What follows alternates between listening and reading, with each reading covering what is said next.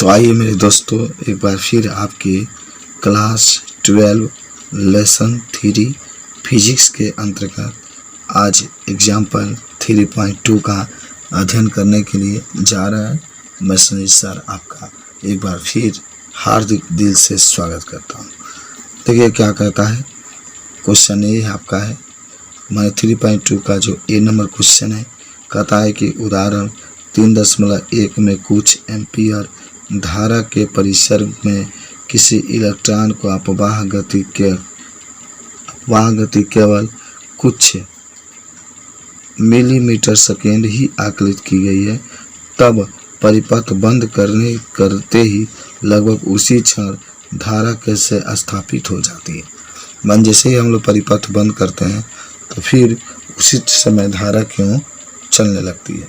तो आइए इसका आंसर भी देखते हैं। हम लोग लिख सकते हैं आंसर ए में कि पूर्ण परिपथ में विद्युत क्षेत्र लगभग तत्काल स्थापित हो जाता है। आपने क्या देखा कि पूर्ण परिपथ में विद्युत क्षेत्र लगभग तत्काल स्थापित हो जाता है प्रकाश के वेग से, जो प्रत्येक बिंदु पर स्थानीय इलेक्ट्रॉन अपवाह उत्पन्न करता है। परिपथ में विद्युत धारा स्थापित होने के लिए यह प्रतीक्षा नहीं करना पड़ती कि इलेक्ट्रॉन चालक में एक सिरे से दूसरे सिरे तक जाएंगे, फिर भी धारा अस्थायी मान प्राप्त करने में अल्प समय अवश्य लेती है। तो बात वही है कि जैसे ही आप परिपथ को शुरू करेंगे तुरंत धारा चलना शुरू करती है, लेकिन फिर भी धारा कितना भी तेज चले लेकिन वह अल्प समय यानी बहुत कम समय उसको लेना तो पड़ता ही, बिना समय से वो नहीं चल सकती है। ठीक है, क्वेश्चन नंबर आपका जो 3 नंबर है उसको भी हम लोग देखते हैं। कहता है किसी चालक के अंदर इलेक्ट्रॉन अपवाह विद्युत क्षेत्र में इलेक्ट्रॉन द्वारा अनुभव किए गए बल के कारण उत्पन्न होता है, लेकिन बल द्वारा त्वरण उत्पन्न होना चाहिए, तब इलेक्ट्रॉन अपवर्ती औसत अपवाह वेग क्यों प्राप्त कर लेता है। एक चीज़ मैं बता दूं, थोड़ा सा चित्र आपको बनाया गया है यहाँ पर, उसके बाद से क्वेश्चन समझते हैं। देखिए ये कोई धातु का टुकड़ा है, इसको तार के द्वारा लिया कर बैटरी से जोड़ा गया है प्लस वाला सिरा से। तो धारा जो होगा जा कर के जो आपके धातु होगा उसमें जाएगा, ये करंट जा रहा है, तो जो इलेक्ट्रॉन होंगे विपरीत चलेंगे, यहाँ ऐसे या ऐसे चलेंगे, विपरीत चलेंगे इलेक्ट्रॉन। अपवाह वेग भी विपरीत चलते हैं, यानी जो अपवाह वेग होता है वह धारा के विपरीत चलता है। तभी तो आप Vt बराबर कहीं माइनस एन ई आई बराबर माइनस एन ई ए Vd लिखते हैं। ये माइनस बताता है कि दोनों एक दूसरे के विपरीत है। समझ गए? हाँ, अब एक बार और क्वेश्चन को रीडिंग।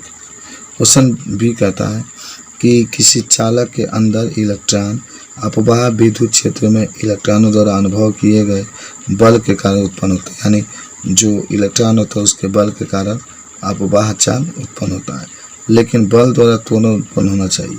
लेकिन आप जानते होंगे, सही बात है कि बल के द्वारा त्वरण उत्पन्न होना चाहिए, तब इलेक्ट्रॉन अपवर्ती औसत अपवाह वेग क्यों प्राप्त कर लेता है।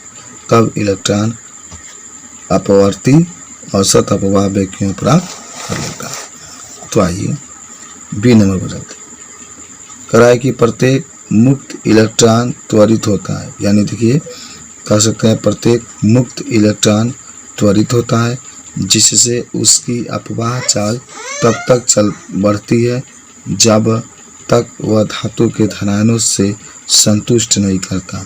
संघट माने टक्कर, संगत के पश्चात वह अपनी अपवाह चाल खो देता है, पर वह पुनः त्वरित हो जाता है तथा पुनः इसके अपवाह वेग में तब तक वृद्धि होती है जब यह पुनः संगत नहीं करता, और ये क्रम चलता रहता है।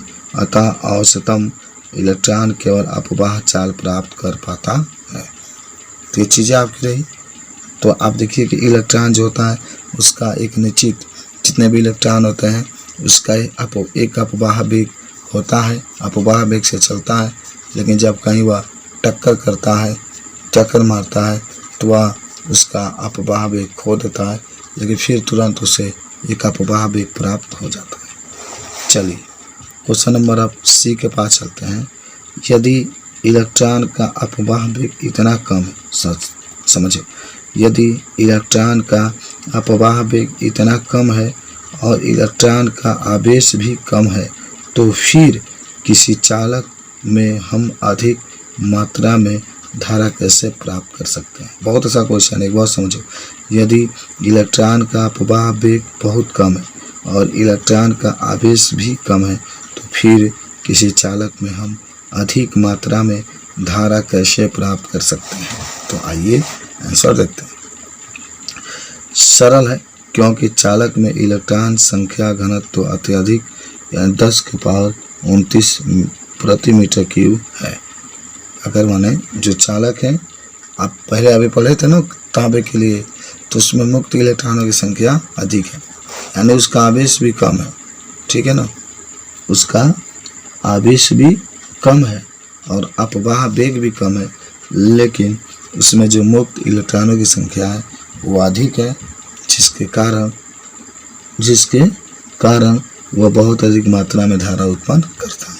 हम जानते हैं अभी कोई भी धातु होगा, उसमें जितने अधिक मुक्त इलेक्ट्रॉन रहेंगे वह उतना ही अधिक धारा को प्रवाहित करने देगा अपने अंदर से। आइए क्वेश्चन नंबर नेक्स्ट लिखते हैं। डी है, जब किसी धातु में इलेक्ट्रॉन कम विभव से अधिक विभव की ओर अपवाह करता है यानी गति करता है, याद करो। डी नंबर है कि जब किसी धातु में इलेक्ट्रॉन कम विभव से अधिक विभव की ओर अपवाह करते हैं, तो क्या इसका तात्पर्य है कि धातु में सभी मुक्त इलेक्ट्रॉन एक ही दिशा में गतिमान होते हैं। तो बताना है कि क्या इसका तात्पर्य यही हुआ कि धातु में इलेक्ट्रॉन सभी एक ही दिशा में गमन करते हैं। तो आइए समझते हैं। तो आइए क्वेश्चन नंबर जो नेक्स्ट है उसको भी देखते हैं। डी नंबर देखिए, किसी प्रकार नहीं इलेक्ट्रॉनों का प्रवाह चाल उसके अत्यधिक यादृच्छिक वेग पर अध्यारोपित होता है। यानी जो होता है, जैसे आप कह रहे थे कि जब किसी धातु में इलेक्ट्रॉन कम विभव से अधिक विभव की ओर गमन करता है, जिसका मतलब है कि जो मुक्त इलेक्ट्रॉन होते हैं सभी एक ही दिशा में गति करते हैं। तो इसका आंसर होगा नहीं, सभी मुक्त इलेक्ट्रॉन एक ही दिशा में गति नहीं करते हैं। इलेक्ट्रॉन का जो अपवाह चाल होता है वह उसके जो यादृच्छिक वेग होता है उस पर निर्भर करता है। तो ये भी बता सकते हैं। क्वेश्चन नंबर 5 भी देख लेते हैं। देखिए इसमें का 5 कहता है कि क्या उत्तरोत्तर संघटों धातु के धरानों के साथ के बीच इलेक्ट्रॉनों के पथ पहला विद्युत क्षेत्र की अनुपस्थिति में, दूसरा विद्युत क्षेत्र की उपस्थिति में सरल रेखीय होता है। बहुत बढ़िया, ये भी क्वेश्चन आपके पास है। कहता है कि क्या उत्तरोत्तर संघटन यानी धातु के धरानों के साथ के बीच इलेक्ट्रॉनों का पथ पहला विद्युत क्षेत्र की अनुपस्थिति में, दूसरा विद्युत क्षेत्र की उपस्थिति में सरल रेखीय होता है। ये आपको बताना है। तो आइए देखते हैं, बताते हैं।